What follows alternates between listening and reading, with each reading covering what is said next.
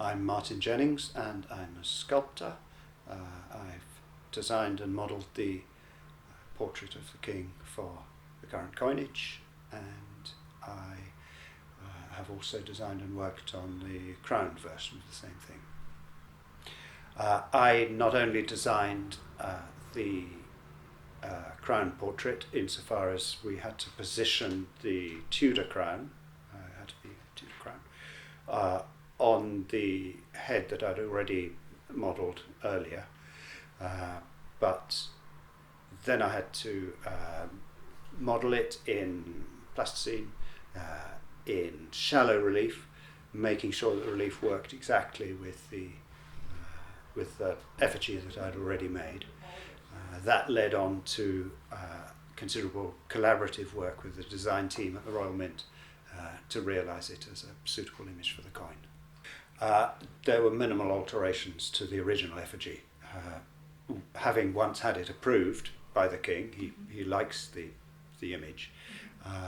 We wanted to work with that so there'd be continuity with the crown version. To add the crown to the effigy, first of all, it was a case of drawing it by hand. I'm still very analogue, and making sure that it worked with the head, and positioning it had to be absolutely exact.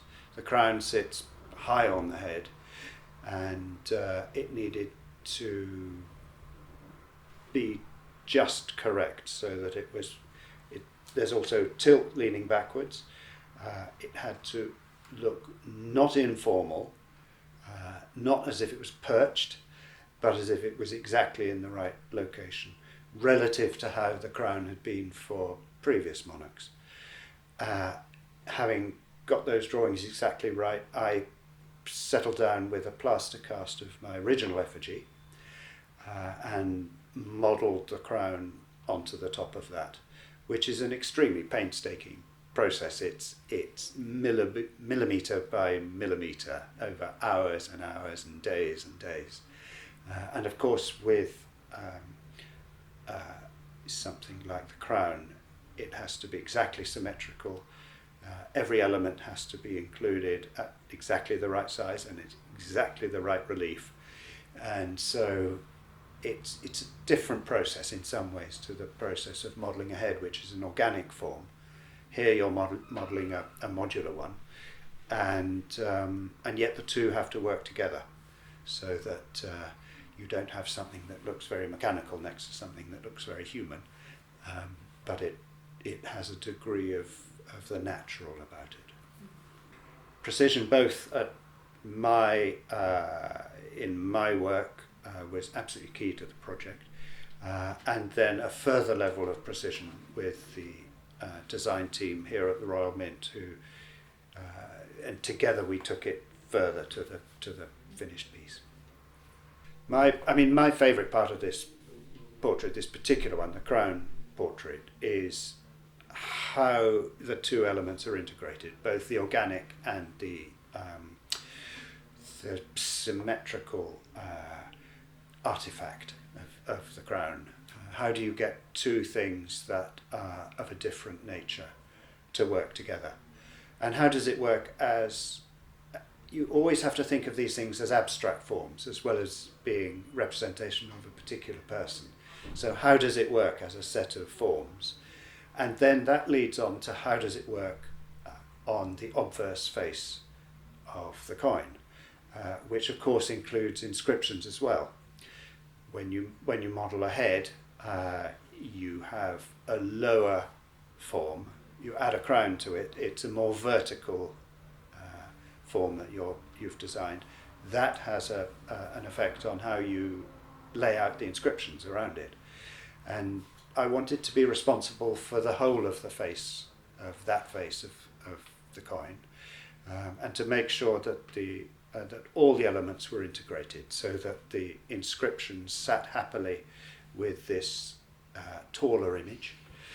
The crown sat happily with the head, and the whole thing worked not only as a friendly representation of the king, but also in design terms as a set of forms on a flat background. I'm delighted with the portrait. There was a great deal of work that went into it. As I said, it was this element of it was more of a collaboration in many ways with the design team here at the Royal Mint. And I'm really glad that we reached a point where it's fully resolved, and it's a matter of celebration. You know, we have a new monarch, and we will have a newly crowned monarch, and it'll be the first time that people see the image of him wearing the crown, and I hope it lives up to people's expectations and hopes. This is obviously a special moment for me. In a way, every portrait you do is special, and you are given privileged access to your subject. And you have to examine them as if you were a map maker, making a cartographer, designing a map. Every element of it has to be scrutinized. So there's a higher level of scrutiny for a job like this than for many others. It also, there's a requirement that it's not too expressive. This is not just about the individual, it's about the institution. It's an effigy, it's not just a portrait. And so it's special for me insofar as it's different to other projects I've done. And of course it marks a historic moment that is of interest to a huge part of the population. I'm Natasha, and I work in the product design team for the Royal Mint. I've worked here for 7 years in May, and I'm part of the technical team. Day to day, I work for in the technical team. In the technical team, we design all the coins for manufacture, so that's something that's a big part of the job. We go to die trials to inspect the coins, and so we do a lot of stuff for the product design team. So I'm the designer of the Coronation 50p coin. It's going to be my third coin that I've designed. Last year I did the Commonwealth Games coin. For this design I decided to use Westminster Abbey as the main focus of the design, but then I wanted to add the cipher of King Charles to represent him and obviously the place he's being coronated.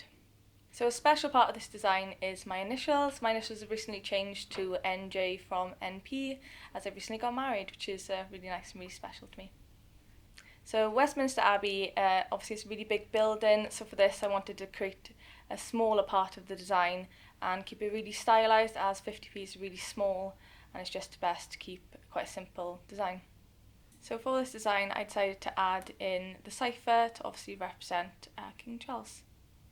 For this design I decided to keep all the heights really low for the design because it's a really simplistic design. That was the best way to handle 3D modelling the design. There's quite a lot of detail in Westminster Abbey, so to make this work on a 50p coin I had to make sure that all the designs were they're really thin to make sure that the design would work well and strike well on the run for 50p.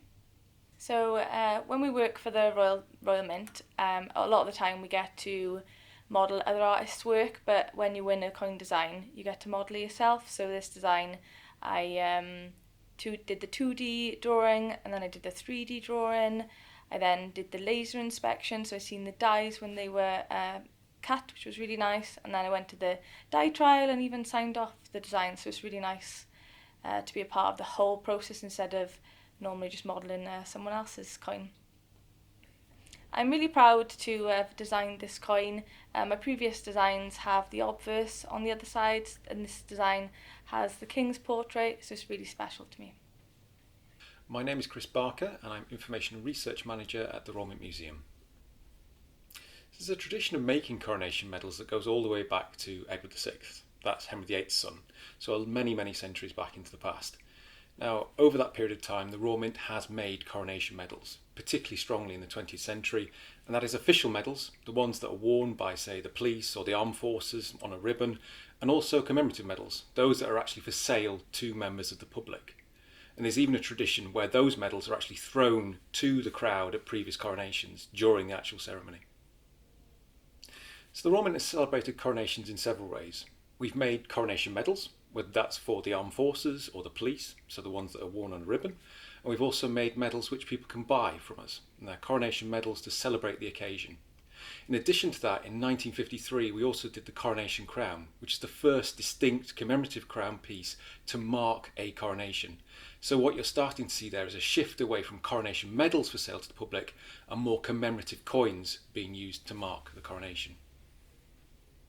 Monarchs have been depicted in various ways on coronation coins and medals. So if we look at the Coronation Crown from 1953, what we see is Queen Elizabeth, an equestrian portrait basically. She's on a horse, she's on horseback, but that is different to what we've had previously on coronation medals, where you tend to get a portrait of the monarch. And that can be in a variety of different ways. You can have the King and Queen as a conjoined portrait, so that's next to each other, or you can have them just by themselves. And they are often crowned. Particularly in the 20th century, we see these monarchs crowned on the coronation medals. And that ties in with what's going on. The coronation is where the monarch is crowned, and therefore it's fitting to show the monarch as being crowned.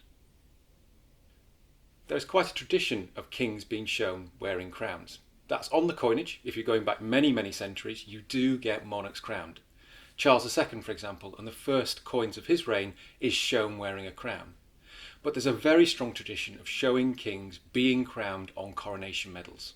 So these official medals to mark the occasion of the coronation, and we see an awful lot of crown portraits appearing on these, particularly in the 20th century.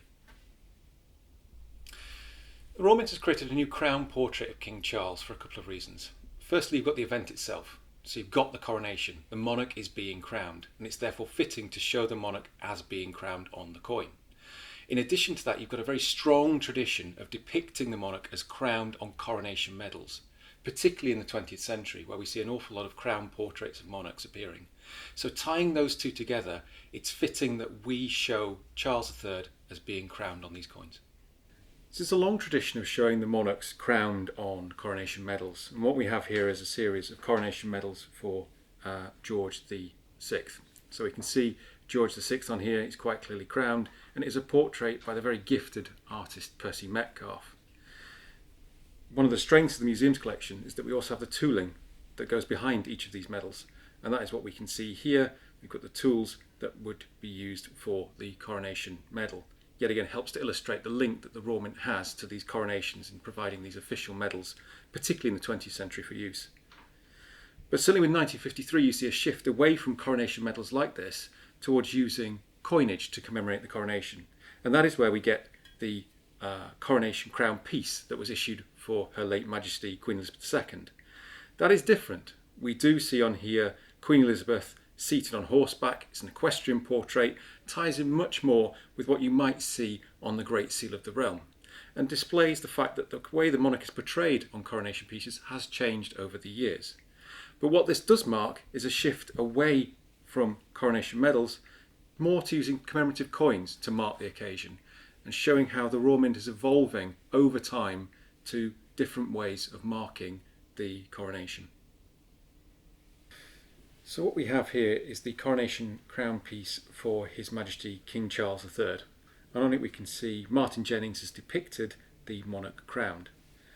This is a crown piece similar to what we did in 1953, although in that instance we showed Her Majesty the Queen as an equestrian portrait on horseback. But what Martin Jennings has done, he's looked back to the coronation medals, particularly of the 20th century, and we can see a distinct similarity between Martin's portrait and that prepared by Percy Metcalfe for the coronation of George VI in 1937.